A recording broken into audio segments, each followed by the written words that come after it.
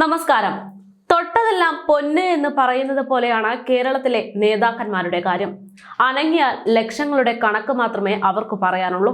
കഴിഞ്ഞ ദിവസം പ്രധാനമന്ത്രി കേരളത്തിൽ 2 ദിവസത്തെ സന്ദർശനത്തിനെത്തിയപ്പോൾ അതിന്റെ പേരിലും ചെലവായിട്ടുണ്ട് പൊതുഖജനാവിൽ നിന്ന് 30 ലക്ഷം രൂപ. ജനുവരി 16-നും 17-നും പ്രധാനമന്ത്രി നരേന്ദ്രമോദി കേരളത്തിൽ നടത്തിയ 2 ദിവസത്തെ സന്ദർശനത്തിന് പിന്നാലെയാണ് സംസ്ഥാന സർക്കാരിന് 30 ലക്ഷം രൂപ ചെലവായി എന്ന കണക്കുകൾ പുറത്തുവിട്ടിരിക്കുന്നത്.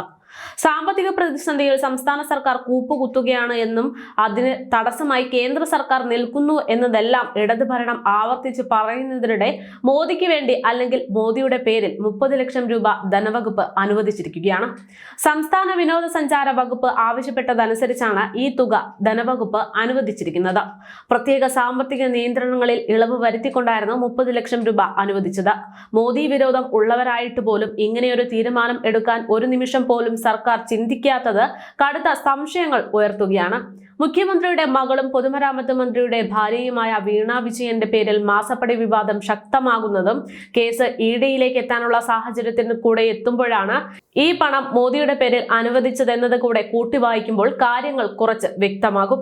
പൊതുവെ മാസപ്പടി വിഷയത്തിൽ രക്ഷ നേടാൻ പിണറായി സർക്കാർ മോദിയുമായുള്ള കൂടിക്കാഴ്ച ഉപയോഗിച്ചിട്ടുണ്ടാകണം എന്നതാണ് പൊതുജനാഭിപ്രായം ഉയർന്നു നിൽക്കുന്നത്. ഈ ഒരു സാഹചര്യത്തിൽ കൂടെയാണ് സംസ്ഥാന സർക്കാരിന്റെ നേതൃത്വത്തിൽ ഇത്തരത്തിൽ 30 ലക്ഷം രൂപ മോദിയുടെ പേരിൽ നൽകാൻ തീരുമാനം ഉണ്ടായിരിക്കുന്നത്. മോദിയുടെ കേരള സന്ദർശനത്തിന്റെ പേരിൽ 30 ലക്ഷം രൂപ ധനവകുപ്പ് അനുവദിച്ചു എങ്കിലും ഏതൊക്കെ കാര്യത്തിലാണ് ടൂറിസം വകുപ്പ് ഈ 30 ലക്ഷം രൂപ ചെലവാക്കിയതെന്ന് കൃത്യമായി കണക്കിൽ പറയുന്നില്ല. പ്രധാനമന്ത്രിയുടെ സന്ദർശന ദിനത്തിന് തലേന്ന് തന്നെ തുക അനുവദിക്കാനുള്ള ഉത്തരവ് പുറപ്പെടുവിച്ചിരുന്നു എന്നതാണ് റിപ്പോർട്ട്.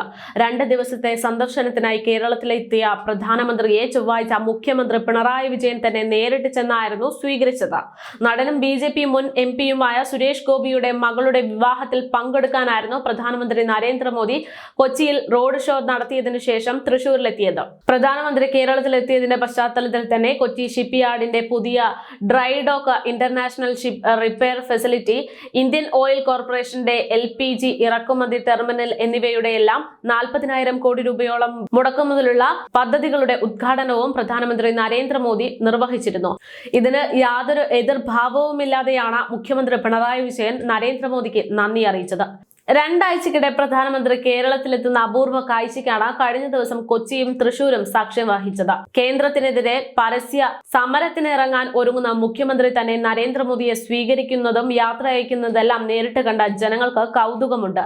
അതിന് പിന്നാലെയാണ് ഇപ്പോൾ ഈ 30 ലക്ഷത്തിന്റെ കണക്ക് കൂടെ പുറത്തു വന്നത്. അത് മാത്രമല്ല, 2024 ലോക്സഭാ തെരഞ്ഞെടുപ്പിൽ തിരുവനന്തപുരം ലോക്സഭാ സീറ്റ് ലക്ഷ്യം വച്ചാണ് BJP മോദിയെ കേരളത്തിലേക്ക് ഇറക്കുന്നത് എന്ന പൊതുജനാഭിപ്രായം കൂടെ ഉയർന്നു കേൾക്കുന്ന ഈ ഒരു സാഹചര്യത്തിൽ മോദിക്കെതിരെ മുഖം ചൊളിച്ചാൽ അത് തെരഞ്ഞെടുപ്പിനെ ബാധിച്ചേക്കാം എന്ന് ഇടത് നേതാക്കൾ മനസ്സിലാക്കിയിട്ടാകണം ഇപ്പോൾ CPM മൗനം പാലിക്കുന്നതെന്നും കാര്യം കാണാൻ വേണ്ടിയിട്ടാണ് CPM-ന്റെ ഈ നിലപാട് എന്ന ആരോപണവും ഇതോടൊപ്പം ഉയരുന്നുണ്ട്.